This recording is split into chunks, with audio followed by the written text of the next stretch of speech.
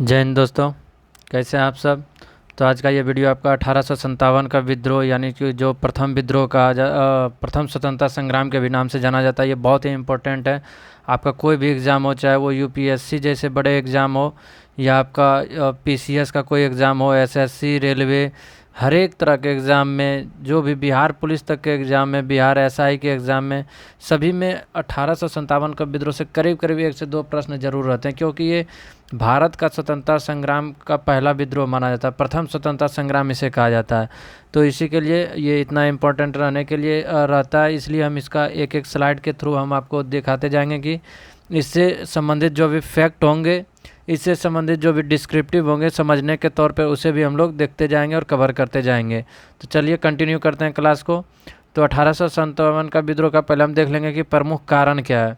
तो राजनीतिक कारण क्या है, तो ब्रिटिश शासन की नीतियां और भारतीय शासकों में असंतोष। अब इसे हम देखिए डिफाइन कैसे करते हैं कि ब्रिटिश शासन की नीतियां क्या थी।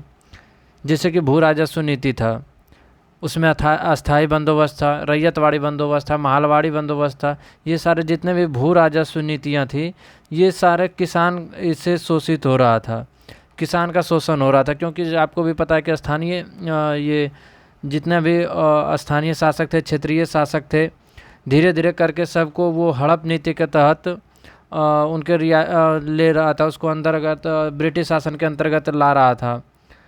डॉक्ट्रिन ऑफ लैप्स जिसे कहा जाता है। इससे कारण रियासतों में असंतोष हुआ। भू राजस्व और जैसे नीति आपको भू राजस्व नीति डिफाइन की है, उसी प्रकार से ये डॉक्ट्रिन ऑफ लैप्स की नीति है। कुशासन के आरोप में अवध का विलय कर लिया, जिससे तालुकदारों और सैनिकों में भी असंतोष हुआ। आर्थिक कारण की बात करें तो ब्रिटिश आर्थिक नीतियाँ भारतीय अर्थव्यवस्था और पारंपरिक संरचनाओं को नुकसान पहुंचाया। जैसे पहले भारतीय अर्थव्यवस्था क्या था, कृषि और उद्योग दोनों का समन्वय था। कृषि और उद्योग दोनों का समन्वय पहले था, लेकिन जैसे ही भारत से कच्चे माल का निर्यात किया जाने लगा 1813 के बाद, जब ब्रिटिश कंपनी का एकाधिकार समाप्त हुआ और औद्योगिक क्रांति इंग्लैंड में जो है, यूरोप में औद्योगिक क्रांति होने लगा, उद्योग क्रांति हुआ, तो उद्योग को कच्चे माल पूर्ति के क्रम में भारत से जो है कच्चे माल का निर्यात किया जाने लगा। कहाँ? इंग्लैंड जो है, यूरोप जो है, आपका कच्चे माल का निर्यात किया जाने लगा, और यहाँ से आयात किए जाने लगा क्या, भारत जो है क्या आने लगा, तो निर्मित वस्तु, जो भी वहाँ का उद्योग में मशीनीकृत उद्योग में जो निर्मित वस्तु था, उसको भारत में लाया जाने लगा। तो इससे क्या हो गया, भारत का जो उद्योग था वो परंपरागत तरीके से चला रहा था, हस्तशिल्प था, हस्तशिल्प करके था, मतलब उतना वो अट्रैक्टिव नहीं लगता था देखने में जितना कि मशीनीकृत उद्योग था।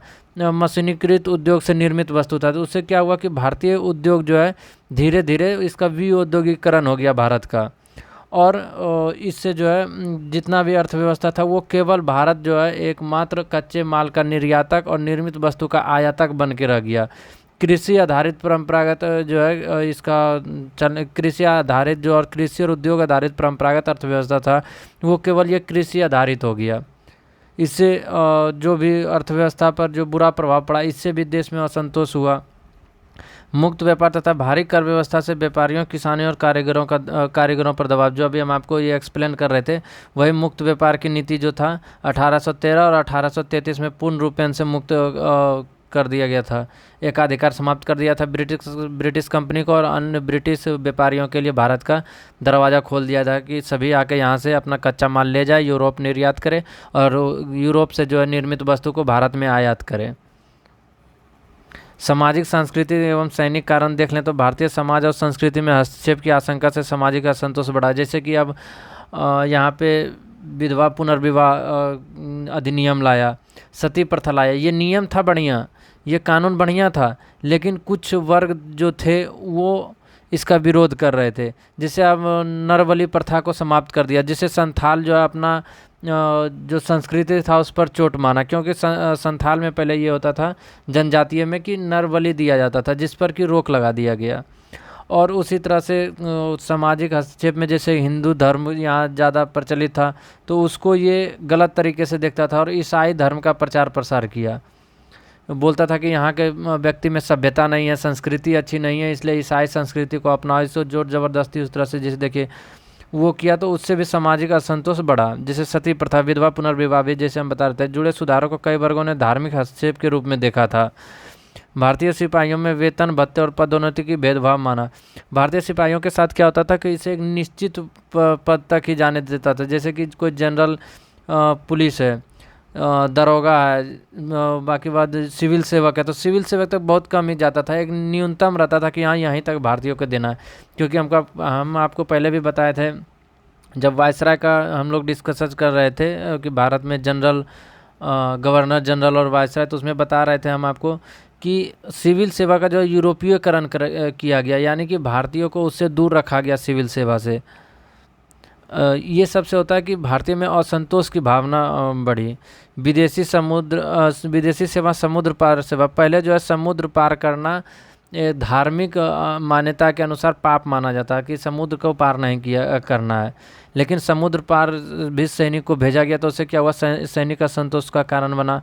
1854 और 58 के क्रीमिया युद्ध के बाद ब्रिटिश सेना की स्थिति और संसाधनों पर दबाव का प्रभाव पड़ा। यानी 1854-58 में जो क्रीमिया युद्ध हुआ था, वहाँ से जो सैनिक लौटा था उसको भी भारत में लाया, तो एक एक्स्ट्रा बर्डन हुआ भारत के ऊपर। क्योंकि जो भी ब्रिटिश सैनिक था उसका भरपाई, उसका वेतन, उसका जो भी खाने पीने का खर्च था, सब भारतीय खजाने पे पड़ रहा था। इससे क्या हुआ, दबाव और ज़्यादा बढ़ा। नेक्स्ट देखिए तत्कालिक कारण क्या, जो कि बोला जाता है 1857 का तत्कालिक कारण, तो वो था नई एनफील्ड राइफल, कारतूस को दांत से काटना पड़ता था। ये था नई एनफील्ड राइफल जो था, इसमें गाय और सूअर की चर्बी होती थी। और इससे हिंदू और मुस्लिम दोनों को इस धार्मिक आक्रोश फैला।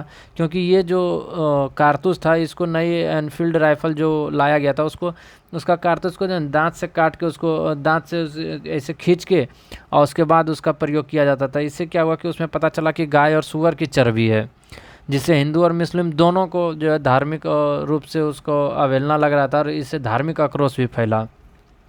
तो 29 मार्च 1857 में बैरकपुर में मंगल पांडे ने विद्रोह किया। पहला स्टार्ट यहाँ से हुआ, बैरकपुर से। ये याद रखिएगा, ये क्वेश्चन पूछ देता है कि पहला आंदोलन का जो 1857 का आंदोलन है, ये कहाँ से शुरुआत हुआ। तो 29 मार्च बैरकपुर छावनी से मंगल पांडे ने विद्रोह किया और अंग्रेज अधिकारियों पर हमला किया।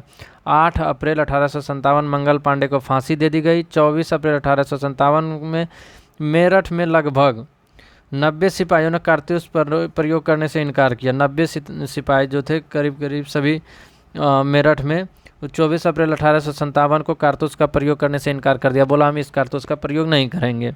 तो 85 सिपाहियों को दंड देकर 10 वर्ष की सज़ा दी गई। 90 में से 85 सिपाहियों को दंड देकर 10 वर्ष की सज़ा दी गई। इससे मेरठ में असंतोष और भड़क उठा था। विद्रोह का प्रारंभ और दिल्ली की ओर विस्तार। जब ये विद्रोह का प्रारंभ हुआ तो ये दिल्ली की ओर धीरे धीरे आगे बढ़ा। 10 मई 1857 को मेरठ के सिपाहियों ने विद्रोह किया। 10 मई 1857 को मेरठ का सिपाही ने विद्रोह किया और अपने साथियों को जेल से मुक्त कराया। वहाँ जाके अपने जो भी साथी कैद थे वो 85, यहाँ पे देखिए 85 सिपाहियों को दंड कर 10 वर्ष की सज़ा दी गई थी। इस सभी को वहाँ से मुक्त कराया। विद्रोह दिल्ली पहुंचे और बहादुर शाह जफर को अपना नेता घोषित किया। यानी कि एक केंद्रीकृत के तहत यहाँ एक तो कोई नेता रहना चाहिए इसका डायरेक्शन देने के लिए, दिशा निर्देश देने के लिए। तो बहादुर शाह जफर को अपना नेता घोषित किया। इसी क्रम में इसे ये भी बोला जाता है कि ये परंपरागत रूढ़िवादिता की तरफ ये आंदोलन चला था। यानी कि पहले मुग़ल शासन था तो मुग़ल को ही फिर आगे किया, यानी पुरानी अवस्था में भारतीय जाना चाह रहे थे। इस तरह का भी 1857 के विद्रोह के लिए बोला जाता है। 12 मई 1857 बहादुर शाह जफर को नेतृत्व स्वीकार करने के लिए कहा गया। 20 मई को आसपास गतिविधियों को संचालित करने के लिए एक परिषद व्यवस्था बनाई गई। विद्रोह का प्रसार मुख्यतः उत्तर भारत के अनेक क्षेत्रों में हुआ। यही था कि इसका जो दमन भी हुआ था इस विद्रोह का, उसका रीज़न यही था कि एक सीमित क्षेत्र में था, उत्तर भारत के ही कुछ अनेक क्षेत्रों में इसका विद्रोह का प्रसार मुख्यतः हुआ था, संपूर्ण भारत में नहीं था। ये याद रखिए, ये अखिल भारतीय नहीं था, उत्तर भारत के अनेक क्षेत्रों में हुआ था। अगर जबकि बात करें कि 1857 का विद्रोह का विस्तार कहाँ कहाँ हुआ और कौन कौन इसका दिशा निर्देश कर रहे थे, तो लखनऊ में बेगम हजरत महल, कानपुर में नाना साहब धोंडूपंत जिसे कहा जाता है, जगदीशपुर बिहार में कुंवर सिंह, गोरखपुर में गजाधर सिंह, मेरठ में कदम सिंह, मथुरा में देवी सिंह, फर्रुखाबाद में अहमदुल्ला, राजस्थान में लादू हरदयाल, इलाहाबाद में लियाकत सिंह, असम में मनीराम दत्त और झांसी में रानी लक्ष्मीबाई। ये बहुत ही इंपॉर्टेंट हो जाता है आपके लिए कि 1857 का विद्रोह नेतृत्व कौन कौन कहाँ से कर रहे थे। ये क्वेश्चन अधिकतर बस पूछ लेता है, जैसे कि बीपीएससी में, यूपीएससी में ये सब क्वेश्चन बहुत ज़्यादा पूछता है कि हाँ, मतलब कि इससे अगर जबकि 1857 का विद्रोह से क्वेश्चन पूछता है तो यहाँ से क्वेश्चन पूछने का संभावना ज़्यादा बन जाता है कि कौन कौन थे जो कहाँ से नेतृत्व कर रहे थे 1857 का। विद्रोह का विस्तार, क्षेत्रीय विशेषताएं। विद्रोह मुख्य केंद्र उत्तर भारत था, जैसे हम बता रहे थे पहले भी कि इसका मुख्य केंद्र जो है उत्तर भारत ही रहा। लखनऊ, झांसी, कानपुर और दिल्ली पर मुख्य केंद्र बने। बंगाल अवध क्षेत्र में ब्रिटिश सेना की संरचना और असंतोष ने विद्रोह को बल दिया था, क्योंकि बंगाल में भी ब्रिटिश सेना में जो भारतीय अधिक थे और अवध में जो उसको मिला लिया गया था, इसलिए वहाँ के सेना में भी असंतोष देखने को मिला था। सेना में भारतीय सिपाहियों की संख्या अधिक थी, जबकि यूरोपीय सैनिक अपेक्षाकृत कम थे। फिर भी ये विद्रोह इसलिए सफल नहीं हो पाया था क्योंकि उस समय भारतीय सिपाही जो है, ये देशभक्ति की मामला ये नहीं था कि हाँ हमें अपना देश के लिए कुछ करना। उस समय ये लग रहा था कि अगर जबकि ब्रिटिश हमको वेतन दे रहा है तो वेतन के बदले हम सेवा दे रहे हैं, बस इतना ही भाव था कि वेतन दिया जा रहा है तो वेतन के बदले हम सेवा कर रहे हैं। सेवा में चाहे हमको जिसका भी दमन करना पड़े, जो भी करना पड़े, लेकिन हम वेतन के बदले सेवा दे रहे हैं, यही ज़्यादातर मानसिकता थी। इसलिए ये सिपाही, भारतीय सेना सिपाहियों की संख्या अधिक रहने पर भी जो है यूरोपीय शासन कर रहे थे, इंग्लैंड वाले शासन कर रहे थे भारत पे। संचार और सैन्य संसाधनों की असमानता ने संघर्ष की दिशा को प्रभावित किया, यानी कि संचार भी उतना सीमित था इसके पास इंग्लैंड की तुलना में, ब्रिटिश की तुलना में भारत के पास संचार भी सीमित था और सैन्य संसाधन भी कम थे। यानी कि अगर जबकि हम दोनों के बीच तुलना करें तो बहुत बड़ी असमानता हो जाती है। इंडिया और ब्रिटिश के टाइम, उस टाइम जो है बहुत बड़ी असमानता थी कि इसके पास संचार भी ज़्यादा था, सैन्य संसाधन भी ज़्यादा था, और भारत के पास दोनों चीज़ की कमी थी। लेकिन कुछ सैनिक जो भी थे, जो सैनिक भारतीय तरफ से थे, वो भी अपना सर्वोच्च निछावर करके ही इस आंदोलन में भाग लिए थे। विद्रोह की असफलता का कारण, आप देखिए क्या कारण था जो कि विद्रोह ये असफल रहा। पूर्ण रूप से तो असफल नहीं कर सकते, लेकिन फिर भी ये अपना जो लक्ष्य बनाया था वो लक्ष्य को पाने में तत्कालीन रूप से उतना सफल नहीं हो पाया था। तो विद्रोह का प्रसार सीमित क्षेत्र तक रहा, पूरे भारत में व्यापक समर्थन नहीं मिला। सभी भारतीय रियासतों और शक्तियों को एकजुट समर्थन नहीं मिला। केंद्रीय संगठन, साझा रणनीति और स्पष्ट राजनीतिक लक्ष्य का अभाव था कि क्या प्रमुख लक्ष्य, एक जो पिन पॉइंट लक्ष्य होता है वो निर्धारित नहीं था। यहाँ पे सब था कि अपना अपना, एक था कि हाँ चलो झांसी को मिलाया जा रहा था तो रानी लक्ष्मीबाई उसका विद्रोह किए। इसी तरह सबका कुछ कुछ जो है अपना अपना पर्सनल एक तरह से था कि हाँ हम, मेरे साथ ये हुआ तो हम भी विद्रोह करेंगे, मेरे साथ ये किया गया तो हम भी विद्रोह करेंगे। ये था कि एक कोई केंद्रीकृत लक्ष्य नहीं था कि हाँ सबका लक्ष्य एक समान है। अंग्रेज़ों को आधुनिक सैन्य तकनीक, संचार और परिवहन की सुविधाओं को लाभ मिला। क्रीमिया युद्ध के बाद ब्रिटिश सेना के कुछ संसाधन भारत पहुँचे। वही क्रीमिया युद्ध उस समय जो विश्व इतिहास जब पढ़ेंगे तो वो क्रीमिया का युद्ध जो चल रहा था वो समापन होने के बाद जो 1857 के समय वहाँ के जो भी सैनिक थे वो भारत आ गए। इससे ये हुआ कि ब्रिटिश सैन्य क्षमता में वृद्धि हुई थी। समन्वय और संसाधनों की कमी के कारण विद्रोही लंबे समय तक एकजुट नहीं रह सके। वही कोई केंद्रीकृत नहीं था कि कोई एकजुटता नहीं थी उस तरह से, इसलिए ज़्यादा लंबे समय तक एकजुट नहीं रह सके। ये 1857 के विद्रोह के परिणाम क्या हुआ, अगर देखें तो 1860 के आसपास विद्रोह का दमन, अंतिम रूप से नियंत्रण स्थापित हुआ। भारत में कंपनी का शासन समाप्त कर ब्रिटिश क्राउन को प्रत्यक्ष शासन स्थापित हुआ। इस समय क्या हुआ कि 1857 के विद्रोह के कारण जो ब्रिटिश कंपनी का जो शासन था, जो चला आ रहा था, वो समाप्त कर दिया गया और डायरेक्ट ब्रिटिश सरकार यानी ब्रिटिश क्राउन का प्रत्यक्ष शासन स्थापित हो गया। प्रत्यक्ष शासन किसका? ब्रिटिश क्राउन का। 1858 के बाद शासन व्यवस्था में महत्वपूर्ण परिवर्तन हुआ। महत्वपूर्ण परिवर्तन ये हुआ कि पहले जो था हस्तक्षेप की नीति चल रही थी, यानी कि भारतीय समाज में, भारतीय समाज को सुधारने के लिए नहीं तो और कुछ में जो है प्रत्यक्ष रूप से हस्तक्षेप किया जा रहा था, जो कि 1857 के बाद समाप्त कर दिया गया था। जैसे कि हम बता रहे थे सती प्रथा, विधवा प्रथा, नरबली प्रथा, और विवाह में सुधार के लिए जो है उम्र सुधार के लिए अधिनियम वगैरह लाया गया था। वो सब करना 1857 के बाद छोड़ दिया था जब ब्रिटिश क्राउन का प्रत्यक्ष शासन स्थापित है, क्योंकि वो मानते थे कि 1857 का जो विद्रोह हुआ उसमें प्रमुख कारण समाज सुधार भी है। बोर्ड ऑफ कंट्रोल की व्यवस्था समाप्त हुई और भारत सचिव भारत परिषद की नई व्यवस्था बनी। भारत में ईस्ट इंडिया कंपनी के लंबे शासन का अंत हो गया और प्रत्यक्ष रूप से ब्रिटिश क्राउन का शासन स्थापित हुआ। गवर्नर जनरल का पद ब्रिटिश क्राउन के प्रतिनिधि के रूप में अधिक स्पष्ट हुआ। लॉर्ड कैनिंग प्रथम वायसराय बने। ये उस समय भी बता रहे थे कि जब हम गवर्नर जनरल और वायसराय पढ़ रहे थे तो भारत के प्रथम वायसराय कौन बने, तो लॉर्ड कैनिंग।